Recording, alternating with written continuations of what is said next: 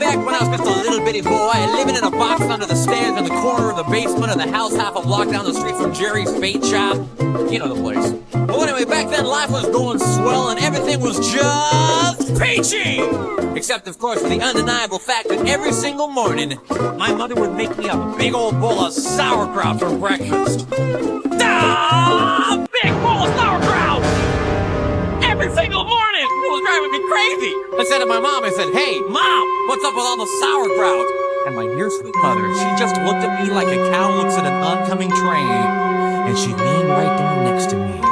And she said, "It's good for you!" And then she tied me to the wall and stuck a funnel in my mouth and force-fed me nothing but sauerkraut until I was 26 and a half years old. That's when I swore that someday I would get out of that basement and travel to a magical, faraway place where the sun is always shining and the air smells like warm root beer and the towels are oh so fluffy, where the Shriners and the lepers play their ukuleles all day long and anyone on the street will gladly shave your back for a nickel.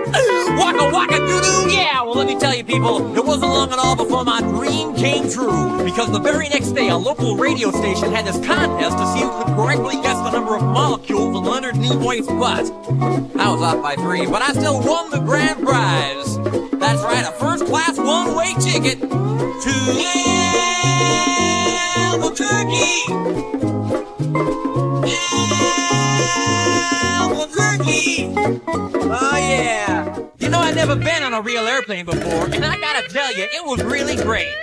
Except that I had to sit between 2 large Albanian women with excruciatingly severe body odor, and the little kid in back of me kept throwing up the whole time. The flight attendants ran out of Dr. Pepper and salted peanuts, and the in-flight movie was Viacom with Pauly Shore, and oh yeah, 3 of the airplane engines burned out. We went into a tailspin and crashed into a hillside, and the plane exploded in a giant fireball, and everybody died!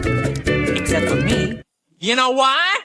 'Cause I had my tray table up, and my seat back in the full upright position. Had my tray table up, and my seat back in the full upright position. Had my tray table up, and my seat back in the full upright position. So I crawled from the twisted burning wreckage. I crawled on my hands and knees for 3 full days, dragging along my big leather suitcase and my garment bag and my tenor saxophone and my 12-pound bowling ball and my lucky autographed glow-in-the-dark snorkel. But finally I arrived at the world-famous Albuquerque Holiday Inn, where the towels are oh so fluffy, and you can eat your soup right out of the ashtrays if you wanna. It's okay, they're clean. Well, I checked into my room and I turned down the AC and I turned on the Spectrovision, and I'm just about to eat that little chocolate mint on my pillow that I love so very, very much, when suddenly there's a knock on the door. Well, now who could that be? I say, who is it? No answer. Who is it? There's no answer. Who is it? They're not saying anything. So finally I go over and I open the door, and just as I suspected, it's some big fat hermaphrodite with a flock of seagulls haircut and only 1 nostril. Oh man, I hate it when I'm right. So anyway, he burst into my room and he grabbed my lucky snorkel, and I'm like, "Hey, you can't have that! That snorkel's been just like a snorkel to me!" And he's like, "Tough!" And I'm like, "Give it!" And he's like, "Make me!" And I'm like, "Okay!" So I grabbed his leg and he grabbed my esophagus and I bit off his ear and he chewed off my eyebrows and I took out his appendix and he gave me a colonic irrigation, if indeed you better believe it. And somehow in the middle of it all, the phone got knocked off the hook. And 20 seconds later, I heard a familiar voice. And you know what it said? I'll tell you what it said. It said, "If you'd like to make a call, please hang up and try again. If you need help, hang up and then dial your operator. If you'd like to make a call, please hang up and try again. If you need help, hang up and then dial your operator."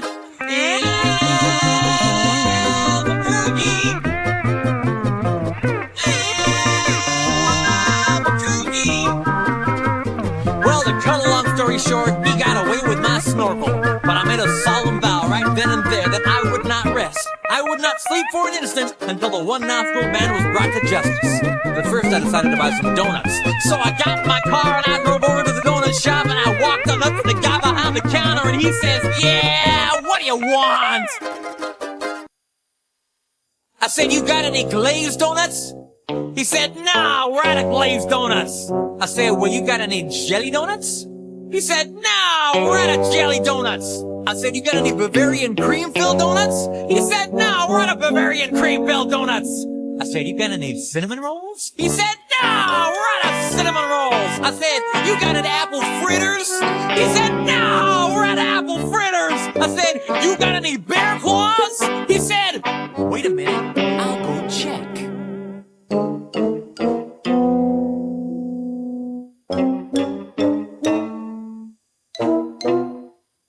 "No, we're out of bear claws."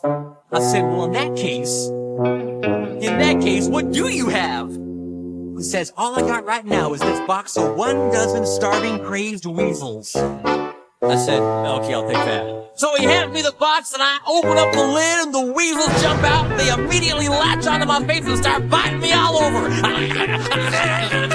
Oh man, they were just going nuts. They were tearing me apart. You know, I think it was just about that time that a little ditty started going through my head. I believe it went a little something like this. Oh, get him off me! Get him off me! Oh, get him off! Get him off! Oh, get him off! I ran out into the street with these flesh-eating weasels all over my face, waving my arms all around and just running like a constipated wiener dog. And as luck would have it, that's exactly when I ran into the girl of my dreams. Her name was Zelda. She was a calligraphy enthusiast with a slight overbite and hair the color of strained peaches. I'll never forget the very first thing she said to me. She said, "Hey, you got weasels on your face." That's when I knew it was true love. We were inseparable after that. Oh, we ate together, we bathed together, we even shared the same piece of mint-flavored dental floss. The world was our burrito. So we got married and we bought us a house and had 2 beautiful children, Nathaniel and Superfly. Oh, we were so very, very, very happy. Oh, yeah. But then one fateful night, Zelda said to me, she said, "Sweetie Pumpkin, do you want to join the Columbia Record Club?" I said, "Whoa! Hold on now, baby! I'm just not ready for that kind of a commitment!" So we broke up and I never saw her again, but that's just the way things go. In Albuquerque! Albuquerque!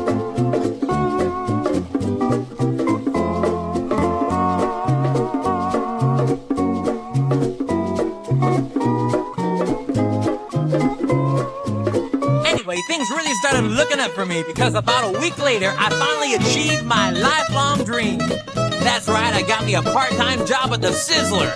I even made Employee of the Month after I put out that grease fire with my face. Oh yeah, everybody was pretty jealous of me after that. I was getting a lot of attitude. Okay, like one time, I was out in the parking lot trying to remove my excess earwax with a golf pencil when I see this guy Marty trying to carry a big old sofa up the stairs all by himself. So I say to him, I say, "Hey, you want me to help you with that?" And Marty, he just rolls his eyes and goes, "No, I want you to cut off my arms and legs with a chainsaw." So he did. And then he gets all indignant on me. He's like, "Hey man, I was just being sarcastic." Well, that's just great. How was I supposed to know that? I'm not a mind reader for crying out loud. Besides, now he's got a really cute nickname, Torso Boy. So what's he complaining about? Say, that reminds me of another amusing anecdote. This guy comes up to me on the street and he tells me he hasn't had a bite in 3 days. Well, I knew what he meant, but just to be funny, I took a big bite out of the jugular vein. Then he's yelling and screaming and bleeding all over, and I'm like, "Hey, come on, don't you get it?" But he just keeps rolling around on the sidewalk, bleeding and screaming, "Ah! Ah! Ah!" You know, completely missing the irony of the whole situation. Man, some people just can't take a joke, you know? Anyway, where was I? Kind of lost my train of thought. Okay, anyway, I know it's kind of a roundabout way of saying it, but I guess the whole point I'm trying to make here is, I hate sauerkraut! That's all I'm really trying to say. And by the way, if one day you happen to wake up and find yourself in an existential quandary, full of loathing and self-doubt and racked with the pain and isolation of your pitiful, meaningless existence, at least you can take a small bit of comfort in knowing that somewhere out there in this crazy old mixed-up universe of ours, there's still a little place called